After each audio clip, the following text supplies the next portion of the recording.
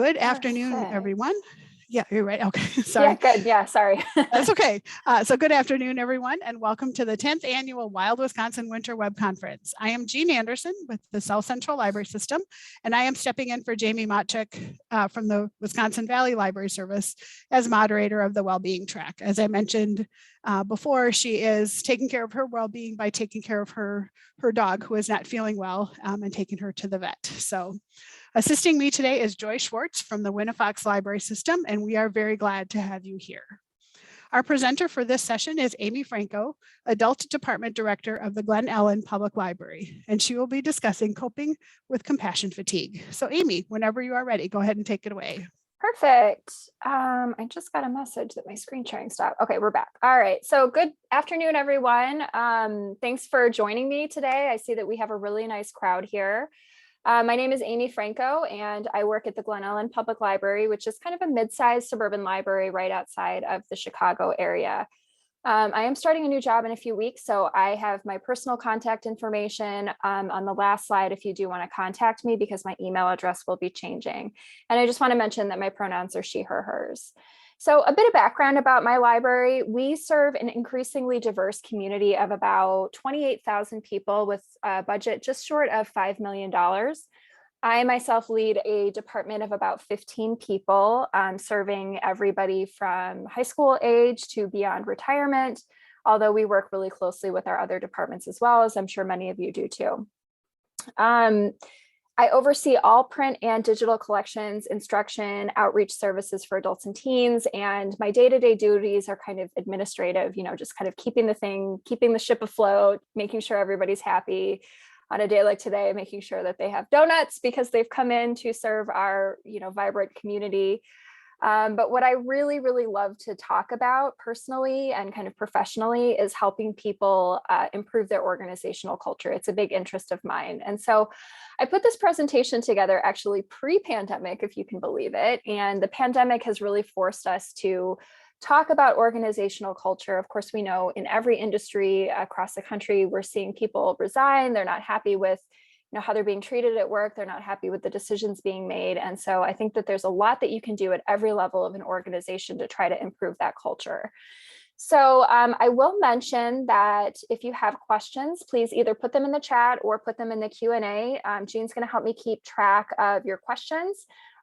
Feel free to interrupt me at any time with your questions. We'll try to take those as we go, but we do have a lot to cover.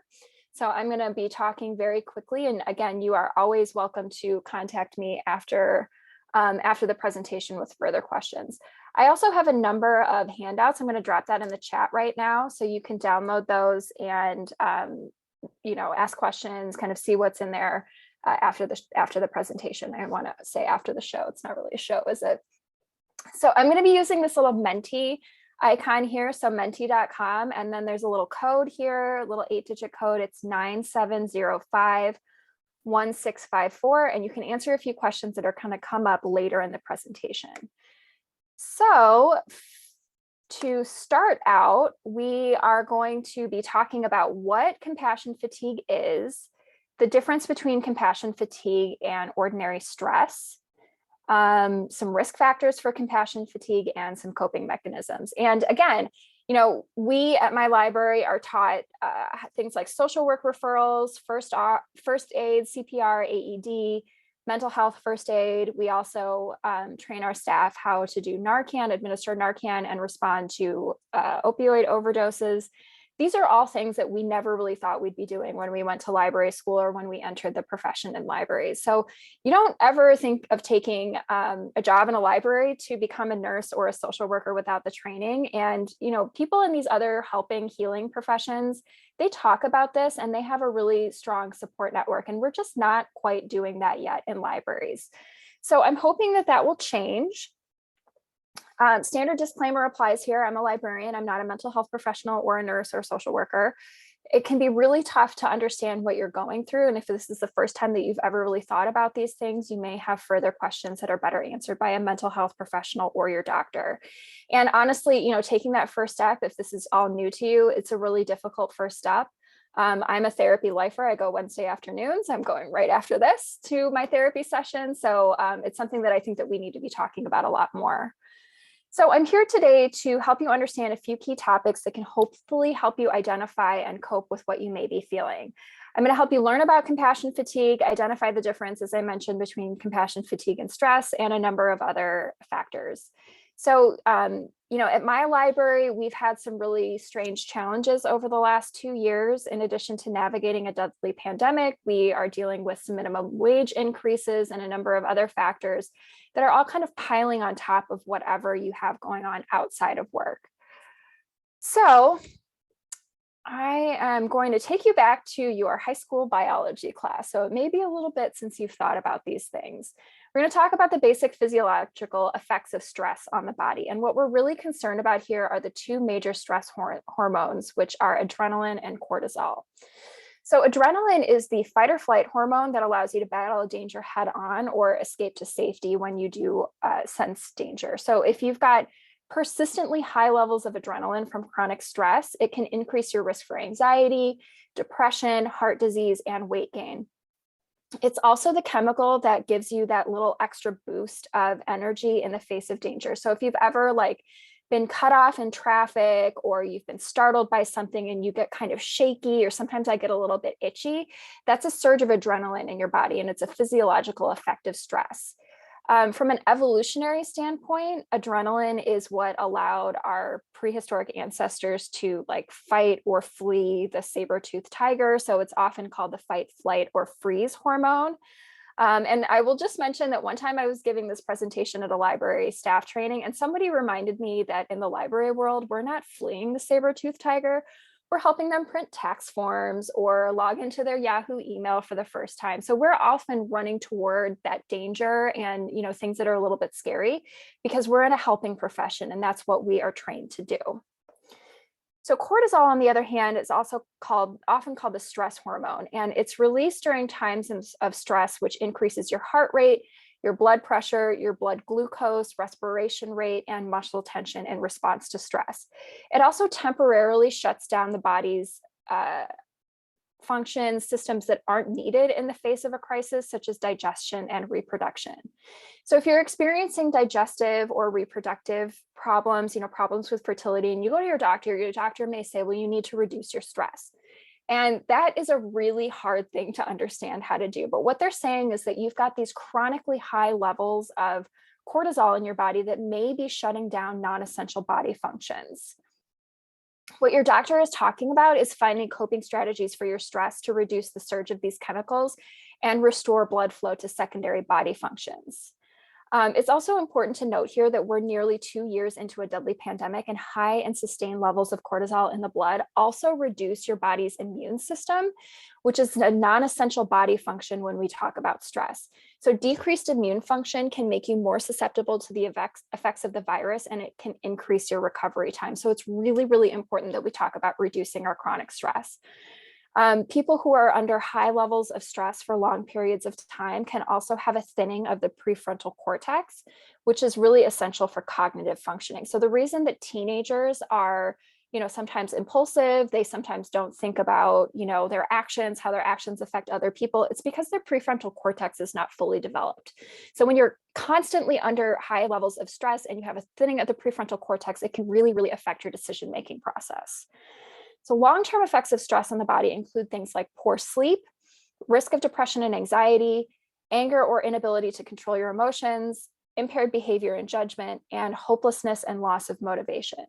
And the last thing that I'll mention here is that we tend to think of stress in the same way that we think about learning. So if you're going to learn a musical instrument, or you're going to learn a new skill, practice makes perfect, right? So you practice, practice, practice, and the more you do it, the better you get at it. But stress doesn't work the same way. So the more stressed you are, the more you are kind of learning how to overcome these stressors at work, at home, whatever it is, the less and less able you're going to be able, the less you're not going to be able to fight off the effects of stress quite as effectively.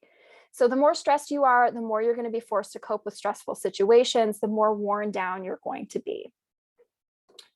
So some common stressors in libraries include all of the following, and I know none of this will be a surprise to you, but I think it's just helpful to mention it so that we know that we're on the same page. So things like budgetary concerns, staff turnover, sick or absent coworkers. We're dealing with that a lot right now at my library. ineffective managers or administrators, high workload, your patrons sharing their personal problems with you, upset or angry patrons, stress or lots of activity at home, working in areas where staff don't feel comfortable or qualified, few breaks and long hours, working in a high needs or under-resourced community, and new technology. So all of these things can lead to a risk of burnout, which includes things in libraries like lack of recognition, rewards, and opportunities to move forward, having little control over the work environment, high and increasing demands, not feeling treated fairly at work, not feeling supported at work or unfairly criticized, unclear or conflicting expectations, and a number of other things. So library staff, particularly our front-facing library staff, are assisting the most vulnerable patrons in our community. So they may be talking on a day-to-day basis with people who are experiencing homelessness, people who have a poorly controlled mental health issue, substance abuse issues, lack of resources, or some combination of these things. So assisting these patrons effectively requires that library staff do so with compassion. That is part of the job. And they also carry their own personal baggage into these interactions. So it could be that they've got a family member who is really dealing with a bad bout of COVID, or, I've got a coworker right now who is had a catalytic converter stolen from her car. And who knew catalytic converters are back ordered just like everything else. And so she doesn't have a car. It's been 3 months that she's been trying to get this part in. And she's bringing all of that to work. And then on top of it, we're dealing with all of these stressors at work. So it kind of just piles on top of each other. So let's work backwards to try to understand what compassion fatigue is. So compassion fatigue is characterized by emotional and physical exhaustion, leading to a diminished ability to empathize or feel compassion for others. It's sometimes referred to as secondary traumatic stress, and the two major components here are burnout and secondary trauma. Burnout is a state of emotional, mental, and often physical exhaustion brought on by prolonged or repeated stress, and it is not simply a result of working long hours. Burnout is characterized by cynicism, depression, lethargic behavior, and most often occurs when a person is not in control of how a job is carried out, either at work or at home, or if they were asked to complete tasks that conflict with their sense of self. So this really comes into play when staff members don't agree with management decisions. And sometimes there's a disconnect between these two groups of people. Burnout can also increase when someone is working toward a goal that doesn't resonate or when they lack support. There is a difference between plain stress and burnout, and it can be really difficult to know which one you're dealing with. And this is where a mental health professional can help you understand what you're feeling. You may need to take a step back and look at the overall picture of your work life as well. So if it's kind of short-lived or tied to a specific project, it's more likely to be kind of a typical stress response. But if it seems like you're never ready to face the day, or something has become just impossible to you at work, it feels like an achievement is just completely out of reach for you, it's much more likely to be burnout. So secondary trauma, on the other hand, is an indirect exposure to trauma through a firsthand account or narrative of the traumatic event. The vivid recounting of trauma by the survivor and the helper, followed by your subsequent memory of that event, may result in a set of interactions that parallel PTSD or post-traumatic stress disorder. In clinical settings, this is really controversial. Our mental health professionals don't always agree on whether this is an actual thing that's happening. If secondary trauma it should be primary trauma, or if you can really have secondary trauma.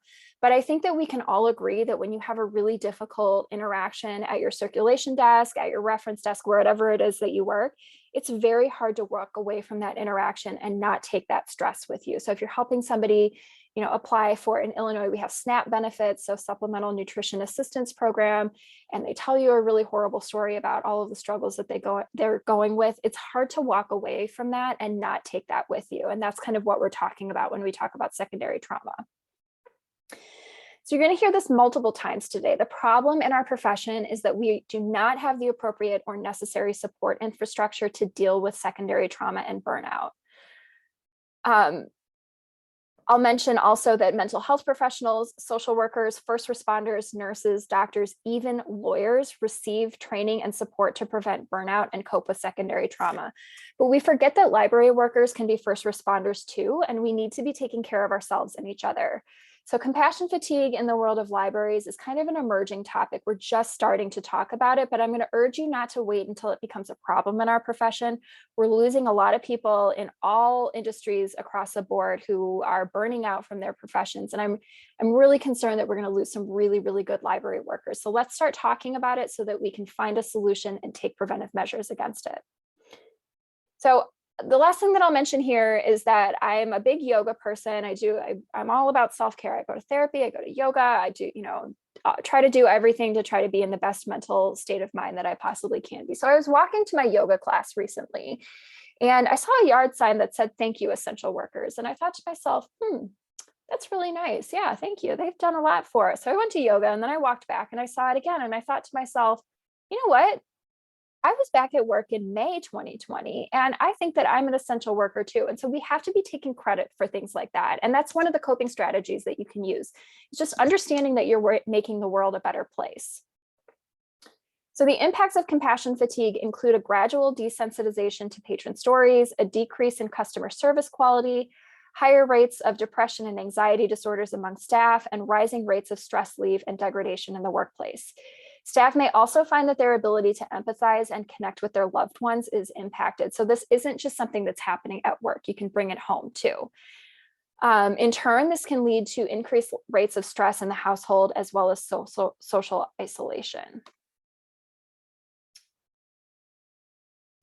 So this is the compassion, satisfaction, professional quality of life continuum. And we're going to talk about this a little bit later. So I think it's helpful to understand what the opposite end of the spectrum is. And compassion satisfaction is kind of what we're going for. That's like the opposite end of this continuum. So when you help people, you have direct contact with their lives. And as you may have found, your compassion for those you help can affect you in positive and negative ways. So compassion satisfaction is about the pleasure you derive from being able to do your work well. For example, if you feel like it's a pleasure to help others through your work, it may be something that drew you to the library world. It may be something that encourages you to stay in the library world. That may be an example of compassion satisfaction. You may feel positively about your colleagues and your ability to contribute to the work setting or even the greater good of society. So higher scores on the Professional Quality of Life Questionnaire, which again, we'll talk about in a little bit, they represent a greater satisfaction related to your ability to be an effective helper or healer. So I will say that just as not every interaction is going to leave you with this feeling of burnout, secondary trauma, not every interaction is going to give you a sense of compassion satisfaction. So we kind of have to find a good balance between these two things. So after understanding what compassion fatigue is, I think it's also helpful to talk about the stages of burnout. So it kind of depends on who you're talking to, like who you're reading, but we're going to go through 6 stages of burnout. So the first one is when you enter the field, you've got energy, enthusiasm, you're very idealistic. You're like, yes, I finally got my first library job. I love this. Or if you're like me, you worked at the mall for 10 years and you're like, oh my gosh, the patron is not always right. This is so great.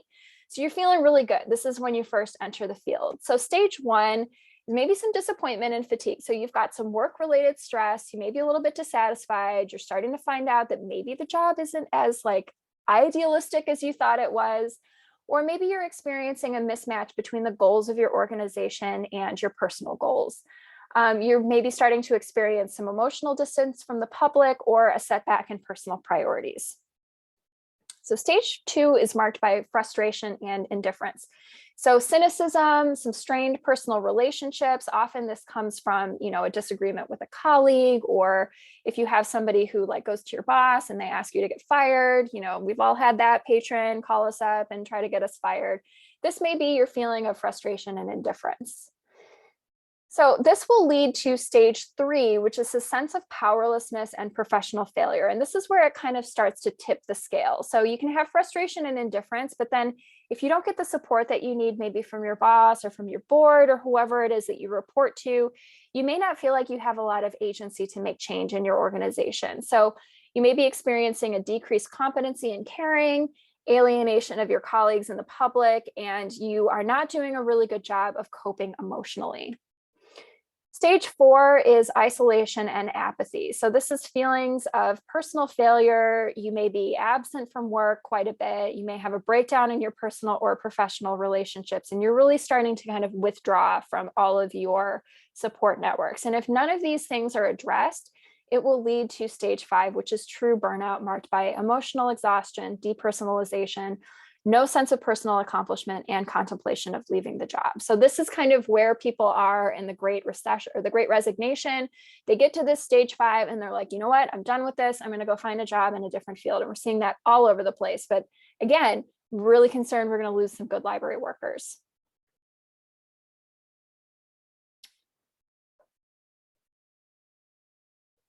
So let's talk a little bit about the warning signs for compassion fatigue, burnout, and workplace stress. And I just want to remind you at this point that it can be very difficult to understand if these are signs of compassion fatigue or something else like depression or anxiety.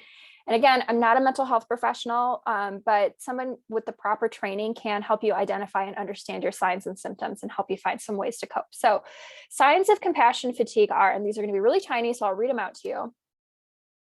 Maybe.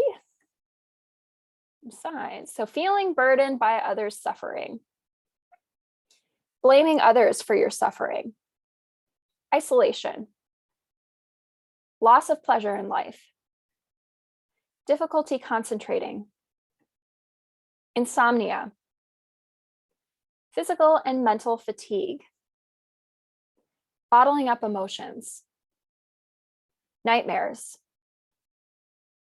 feeling hopeless or powerless, frequent complaining about work or life, overeating and also undereating, excessive use of drugs or alcohol, poor self-care, and denial. And I do see that we have a question.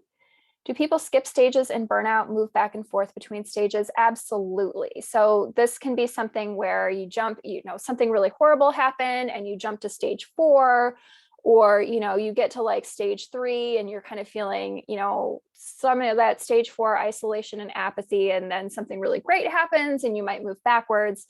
So absolutely, you can move backwards and forwards in these stages of burnout. That's a great question. So according to the compassion fatigue awareness problem, denial on our signs and symptoms is one of the most detrimental symptoms because it prevents those who are experiencing compassion fatigue from accurately assessing how fatigued and stressed you actually are, which prevents them from seeking help. So to see where you fall on the compassion, satisfaction, and fatigue continuum, I'm going to urge you to take, we're going to talk about emotional labor in a little bit. I'm going to urge you to take the Professional Quality of Life Questionnaire. So these are 3 questions that I pulled. It's a 30-question questionnaire. So again, take your little cell phone, go to menti.com and enter this code. The first question is, and you're going to say yes, no, or you're not sure. I find it difficult to separate my personal life from my life as a helper. I think that I might have been affected by the traumatic stress of those I help. And I feel worn out because of my work as a helper. And I'm going to stop the share just momentarily so that we can go over to our survey results.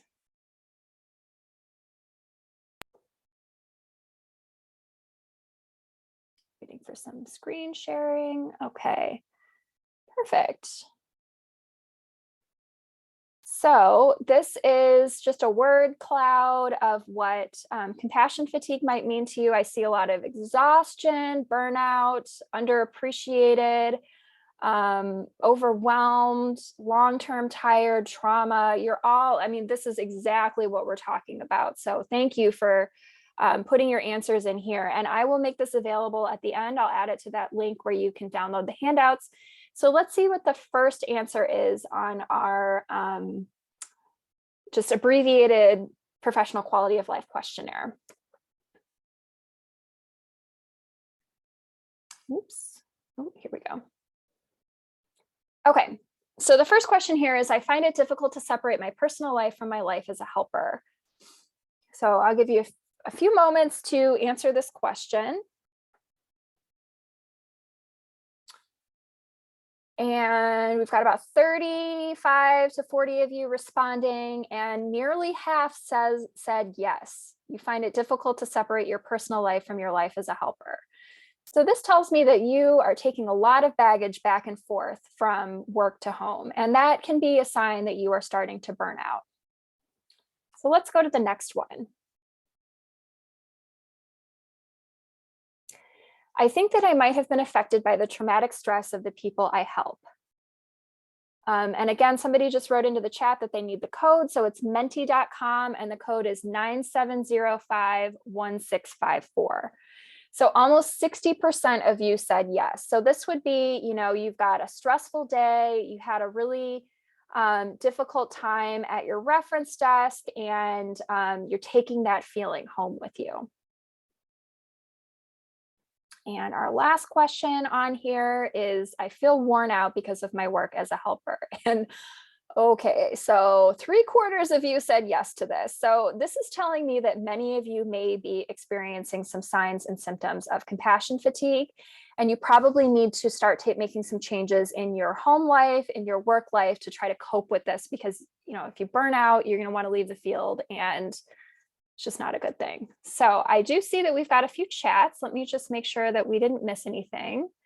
We've got, okay, everybody in there. So keep answering. If you haven't had a chance to answer it, go ahead and enter it. I'm going to move on in the presentation. But like I said, I will upload the responses to this survey to the handout link so that you can get it at the end. And we've got about 130 people in this webinar right now, so we should have a pretty good sample size.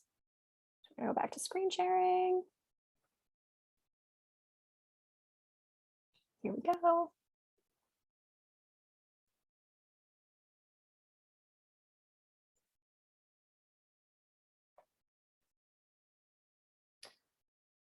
So if I can ask you to write into the chat, how many of you have worked in, this is emotional. We're going to go back to emotional labor. I'm sorry, a little bit out of order. I don't know how that happened, but write into the chat if you have ever worked in retail, customer service, or food service. And whether you know what I'm talking about, if you have ever heard the phrase, the customer is always right. Yeah, I hate that. The customer is never right, okay? Because they know that all they need to do is, make a threat and they get whatever they want. And in the library world, we don't tolerate that kind of behavior as much in the library world, but it's still really difficult to say no. We're in a profession where we always want to say yes. And sometimes that means putting your personal feelings aside for a moment. So working in a helping or healing capacity means that showing a genuine concern for customers' needs, smiling, making eye contact are all critical to a customer's perception of service quality. And this is what we're talking about when we talk about emotional labor. So when you face your angry patrons or people who are generally unpleasant, emotional labor can be particularly challenging. And a large part of that comes from the need to hide your real emotions. And can you continue to smile and nod? So you may be like, yes, I can help you get that book, while you scream at me, while your thought bubble is saying, oh my God, why did I even come to work today? So when you engage in emotional labor, you control your feelings to fulfill the goals and expectations of your organization. And from a practical standpoint, this means that you tend to either only express your positive feelings or hide or manage your negative feelings. And to deal with negative emotions, people tend to do one of the following. They either show emotion that they don't really feel. So when I worked at the mall, I had this kind of like bobblehead persona where I was like, yes, I can help you. Well, my thought bubble was like, I want to die. I don't want to be here.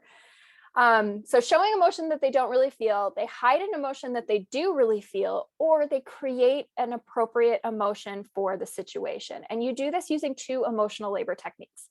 So the first is surface acting. So this is when you fake an emotion or pretend to let the person know you are feeling a certain way by using an unnatural and artificial body language and verbal communication. So this is like I work at the mall and I'm a bobblehead persona.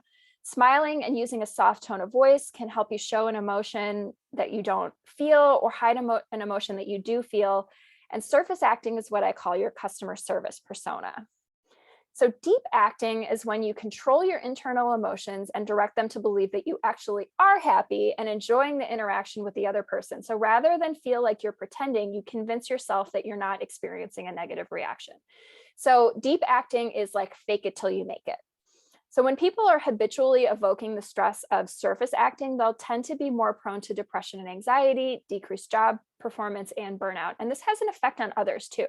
So leaders who surface act at work are more likely to be abusive to their employees, for example, by micromanaging and invading their privacy. So surface acting can be brought out when there's a mismatch between your personality and what's expected from you at work. For example, if you're an introvert and you're on the front lines, which I know is none of us in this webinar right now. It can also be from a misalignment of values when you're being asked to do something that you don't believe in, or it can come from a workplace culture where you're not supported or you don't have the proper training.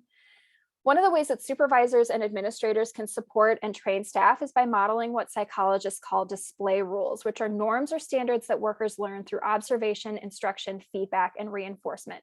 And one of the things that I wrote, or that I included in your handouts, is a link to a library, a nearby library in Illinois, who they have a script for how they want to deal with their difficult patron interaction. So you can type on the interaction that you're having, and it gives you a number of responses to that negative behavior. So this is kind of a formal example of display rules. We don't have anything like that at my library, but I'm often training staff things like, do you have a library related question? Or I'm sorry, I can't help you do that. I can't help you upload your, shirtless photo to Tinder, which is an actual thing that somebody helped me do one time.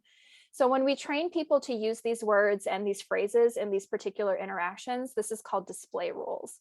So combining your display rules with company culture is really important. And some of the display rules that we see in libraries are things like setting up some boundaries. So do you have a library related question when somebody's asking you an inappropriate question or they're hitting on you or something like that?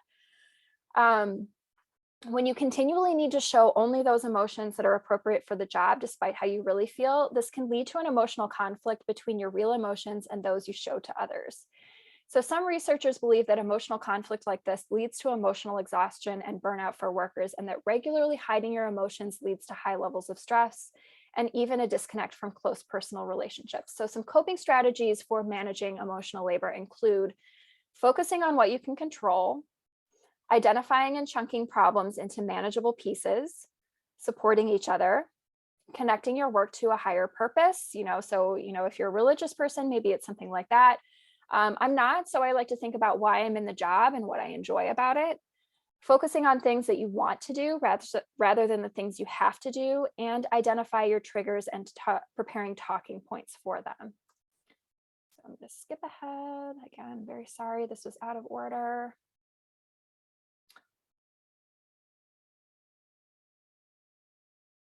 So the Professional Quality of Life Questionnaire is also one of your handouts, but we're going to move forward into some risk factors. So again, this can affect a wide range of professions and caregivers, and it tends to be common among professionals who regularly work in a helping or healing capacity. Therapists, for example, may experience compassion fatigue when the stories and experiences of people they meet in therapy start to affect their lives outside of work. Nurses, because empathy and compassion are demanded of them daily, may experience compassion fatigue when dealing with heavy workloads, excessive demands of patients, and long hours. And the American Bar Association says that even lawyers, especially those practicing in areas that require them to visit accident scenes, view graphic evidence, or deal with reports of trauma, have a high susceptibility to compassion fatigue. And again, because we're not really talking about this yet in libraries on a broad level, we have to look at other professions to try to understand things like risk factors. So we're going to look at therapists for this example. Several factors can put therapists at higher risk for developing compassion fatigue. And as I go through this, I'd like you to think about how this might look in a library, what this might look like in a library. So specializing in therapy that introduces them to extreme issues nearly every session.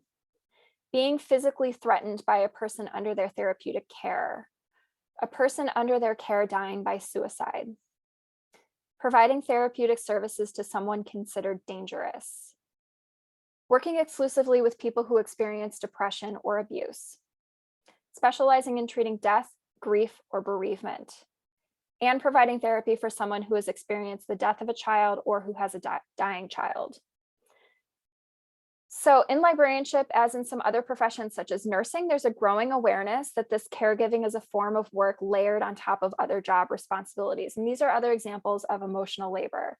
And when library workers are overworked and drained from dealing with others' needs and not having time for their own, it can lead to compassion fatigue. And I'll just mention here that research has also shown that that people who work at higher poverty schools, there's a greater incidence of compassion fatigue among teachers. And also women, trans, and non-binary folks are more susceptible to compassion fatigue, as are people who have experienced trauma in their own lives. So that's all of the negative part. And now we're going to talk about some coping strategies. So some coping strategies for dealing with compassion fatigue or burnout tend to fall into 4 categories.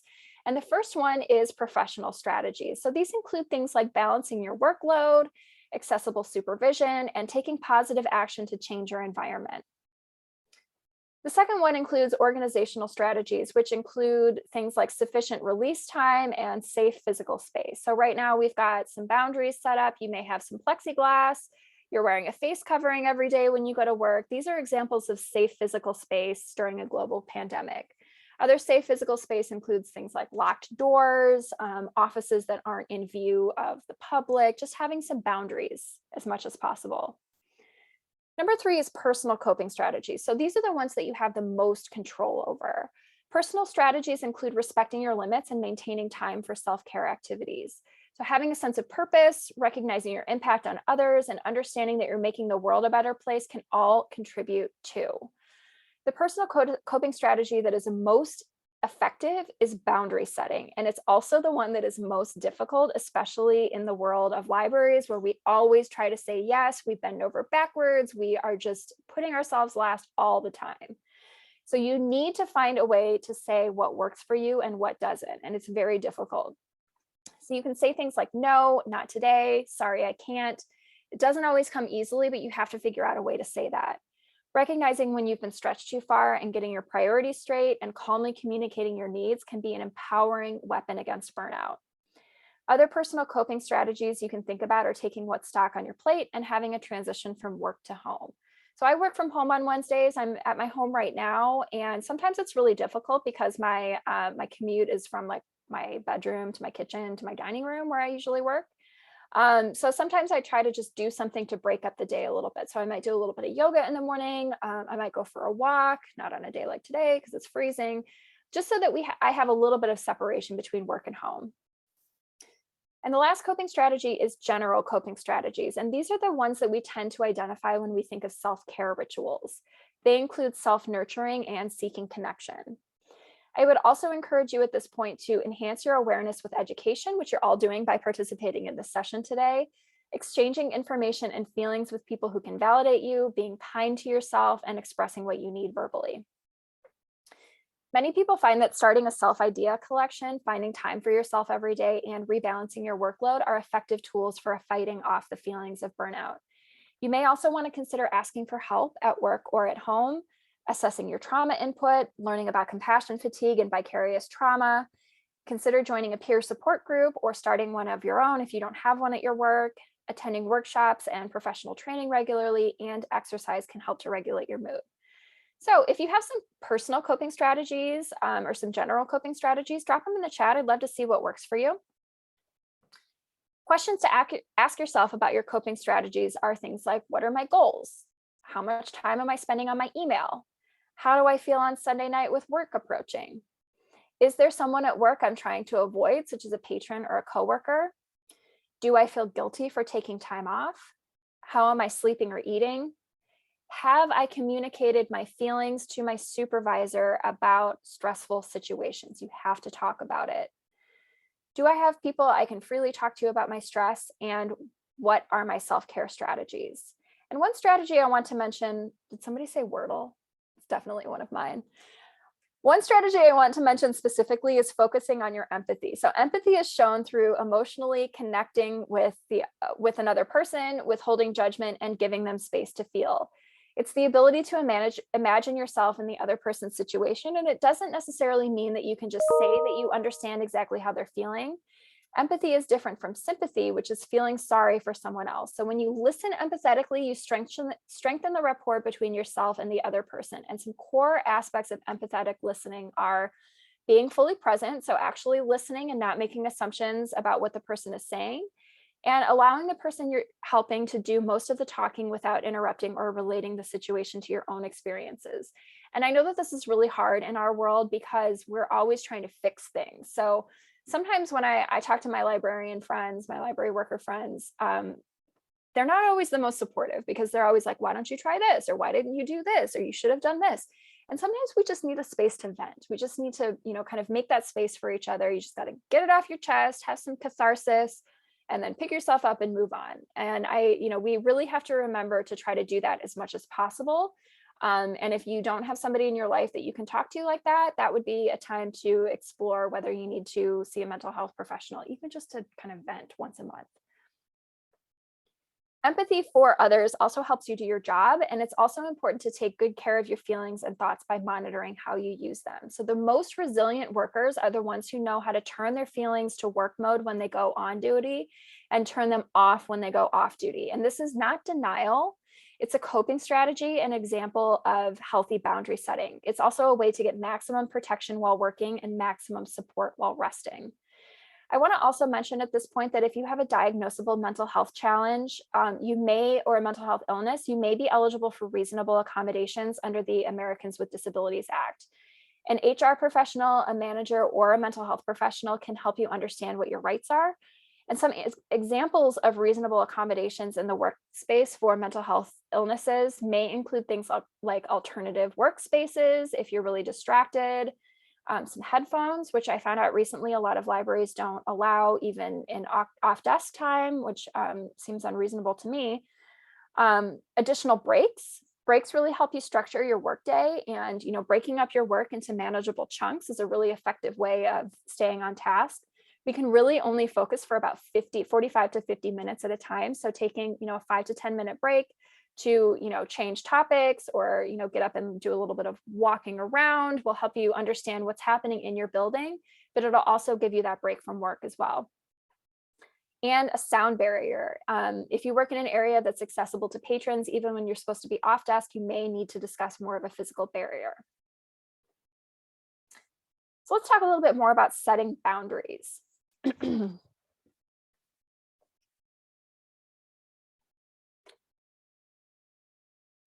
Setting boundaries. Okay. So you need to be able to say no. Oh, I'm going here. Okay. Saying no. So when we keep saying yes, we no longer have time to do the things that we want to do. And instead, we end up doing the things that other people want us to do. And an important act of self-care is standing up for your energy and time when other people are asking too much of you. This means listening to your inner voice, putting your needs first, and being firm in your decision to say no. Identifying your top priorities. So when you define what's actually important to you, it becomes easier to focus on what matters. Often we spend our time on things that aren't always productive, which means we run out of time to practice self-care. Once you've defined your top priorities, you'll be able to schedule your time more easily around it. Practice self-reflection. So self-reflection can help you make sense of your emotions, understand yourself more, and uncover ways to deal with situations instead of letting them consume you. Try to find a time to reflect a few times per week by writing something down, writing down what's on your mind or what's happening in your life. Focusing on your basic needs. Sometimes self-care is a lot simpler than what we make it out to be. When we get to the root of it, self-care is just making sure that you take care of yourself so that you can be the healthiest version of yourself, mind, body, and soul. So if you're feeling really stressed out, you need to ask yourself if you're getting enough sleep, if you're eating a balanced diet, and if you're moving your body. And if the answer is no to any of these things, focus on improving those first before jumping into an elaborate self-care ritual. Finding a space to vent. No matter how much you try to keep a positive mindset, there's always going to be times that you need to vent. No one's going to be positive 100% of the time, and you shouldn't feel bad for needing to complain or vent. Just find a place where you can do it without being harmful to others or without frustrating anybody else. So for some people, that's journaling, writing a blog post, calling a friend, going for a run, or doing something destructive. One thing that I really love to do to vent is breaking down cardboard boxes. I don't know why. It's just it's really cathartic to me. Some people like to pop bubble wrap. Some people like to go to the gym and hit a punching bag. But for me, it's breaking down cardboard boxes. So whatever it is that you need to do. Creating more stability. Lack of structure can make us feel unmotivated and distracted and often leads to doing everything at the last minute. If we can prevent this, we can reduce a lot of unnecessary stress. Flexibility is important, but structure is necessary for creating a sense of stability and balance. When you create stability and structure in your schedule, you can actually make time for self-care. If you're struggling with this at work, ask your supervisor to help you prioritize your tasks and set soft deadlines so you can stay on track. Limit your screen time, which we're not doing today. Roll your eyes if you have to. I know that this is one that we talk about, with parents and other people all the time, but we're hearing a lot about the detrimental effects of social media, especially on young children. And we're all aware of the blue light phenomenon that affects your sleep quality. So there's nothing wrong with using your phone in moderation, but when you're glued to it 24/7, you waste a lot of time that could be spent on self-care. And especially if you find that you're like doom scrolling. Usually I try to set a timer when I find that I'm doom scrolling. I'll tell Siri to set a 5-minute timer so that I can just get my doom scrolling done. And then when the timer goes off, I got to change tasks. So make a conscious effort to try not to let your phone take up so much space in your life. Get into a routine. Your morning routine sets the tone for the day. If you're constantly rushing to get out the door, your day is going to feel rushed. If you overextend with personal commitments after work, it can be difficult to prioritize self-care. So you have to find something that works for you. Feel your feelings. Most of us have a tendency to overanalyze our feelings because they don't always make sense. If we're constantly trying to come up with a reason for our feelings, we deny ourselves the experience to just feel and connect with our inner selves. Instead, I would challenge you to give yourself permission to feel happy, sad, or whatever it is that you're feeling without trying to analyze or eliminate your feelings. So seek to understand without judgment or attachment. And the last one is rest. When was the last time that you did absolutely nothing? And I'm not talking about streaming your favorite TV show or, reading a book or doing yoga. I'm talking about absolutely nothing. I know firsthand how difficult this is because I can't sit still. I'm like constantly on the go and my mind is like a stock ticker. I talk really fast. I move really fast. And so it's really, really difficult for me to just slow down and rest. And it's really hard to do that and not feel like I'm being lazy or unproductive. And I will just mention that true relaxation is so important for your well-being. So you have to make it a priority to unwind properly. So I know that we are getting close to the end of our session, so I'm going to skip ahead for a few things, but these strategies a lot of times depend significantly on the support of a supervisor and require a supportive work culture. So if you don't feel like you can take these steps, you need to improve your work culture, and that's another session for another day. But if you're a supervisor, listen up right now. Supervisors can walk around the building to check in on staff and how they're doing, suggest staff take mini breaks throughout the day to get fresh air, engage in team huddles, empower staff to start their own support groups, ensure that they have opportunities for learning inside and outside of the work setting. And I will say here that feeling competent reduces stress, give staff the tools and resources they need to do their jobs, and celebrate individual and collective successes. So if you are a supervisor, here are some questions that you need to ask yourself. Am I sending or answering emails to employees at odd hours of the day? Do I stay calm in the face of stress? Am I taking time off? Are my expectations of staff realistic? Could some of my employees' stress be due to my behavior? What is going on in my employees' lives that is causing them stress? How am I regularly recognizing and praising my employees' work? And have I created clear and reasonable norms and boundaries on communication, technology, and other behaviors? And the last thing I'll say here is you need to make it okay for your staff to take a mental health day, and then you need to talk about it. So don't make them lie to you. Everybody takes a mental health day when they need it. And if they don't feel comfortable talking to you about it, they'll say things like, I'm really not feeling well today. I have a headache. That's one of my favorites. When somebody tells me that they have a headache, I'm like, all right, that's a mental health day and we need to talk about it. So don't make them lie to you when they need a break from a stressful job. In libraries, we talk a lot about the mental and emotional well-being of our patrons, and I would challenge you to do the same for your staff. Question came in, we may be encouraged to feel our feelings, but not while we were at work. I feel like keeping an even tone and not rocking the boat is valued and looked for in an employee. Yeah, absolutely. So when you're on a service desk, you really want to, make sure that you're calm, cool, collected. But it could be that, off desk, you need a little bit of time to vent and you need to be bonding with your coworkers. That's an important part of the staffing cycle as well. So this is called a wellness wheel. This is 8 dimensions of wellness, and it refers to our complete health rather than just your physical or mental health. So working toward them in one way or another is a great goal because wellness relates directly to the quality of a person's life. So emotional, occupational wellness, intellectual wellness, these should all be really clear to you. Environmental wellness may be, reducing substance use, reducing our, access to, if you're watching a lot of news that is really scary, things like that. Financial wellness, this is something where you're working toward a financial goal and you're saving for, maybe a vacation or something like that. And when you finally get to take it, you may experience some other dimension of wellness. We've got social wellness, which is making sure that you have the support you need and interact with others, which is an essential part of the human experience, physical wellness and spiritual wellness. So we've got about 10 minutes, and I know that you probably have some questions, so I'm going to skip this case study. I can upload it to the handouts. We're also going to skip the 4-minute guided meditation that's already in your handouts.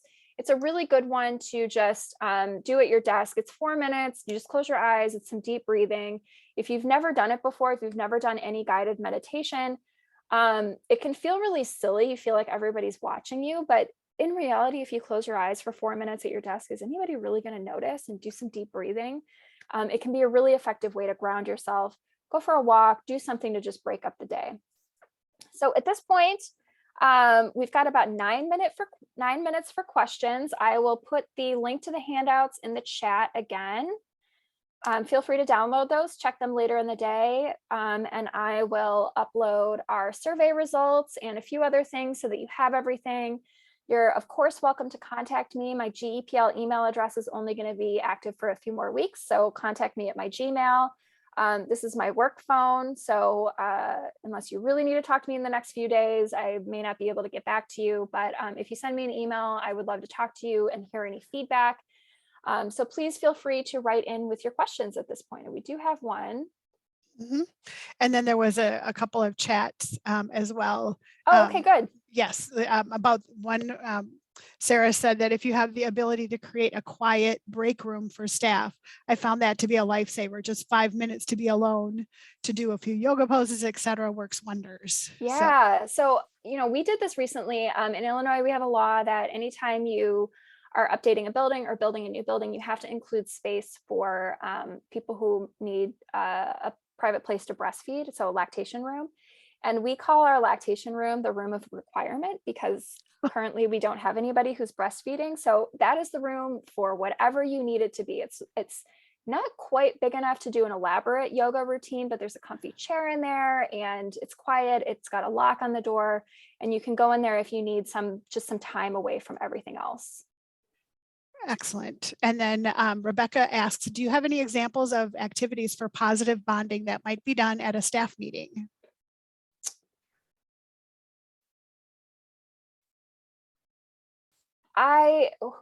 Rebecca, right? Rebecca, send me an Yes. email, Rebecca, because not off the top of my head, but I can definitely help you do some research. I think it's really going to depend on what your staff culture is. So if you are already a staff that's really tight knit and you get along really well, that might look a little bit different than if you have a more formal relationship with your coworkers. So send me an email. I'd love to talk to you about it and we can kind of work on it together. Thank you. And then another question, similar question, could you suggest some ways for staff training to present mental health / wellness? You can start talking about, compassion fatigue. I've done this training at probably over a dozen library in-service days. So I'd be happy to come to your library, either virtually or in person. I'm putting together with a couple of other library administrators right now, a presentation called Building a Trauma-Informed Workforce. I think you need to be, doing some research on that. You might have, a local NAMI chapter, which is the National Alliance on Mental Illness. We have one in DuPage County where I work that has a speakers bureau. You can reach out to we've got a therapist who has come in and done some training for us. She helped me put this presentation together, in fact. So it's really going to depend on what you have in your community. Reach out to NAMI and see what they say. If you have a local chapter, if you don't, you probably have a statewide chapter and they can suggest some resources for you too. Great. Thank you. I had forgotten about NAMI, and I didn't know they had a speakers bureau. So They that's do, yeah, that's and a they're good really resource. good. They're really good, and they in my area, DuPage County, they do it for free. They don't even charge for it. Wow. Okay. I will look, Joy, if you would you look for the link for NAMI Wisconsin to see if they have something similar and put that in the chat.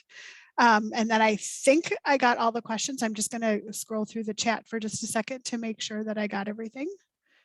One of the things I hear a question or a comment. One of the things that I think needs to be discussed a bit is the death of favorite patrons.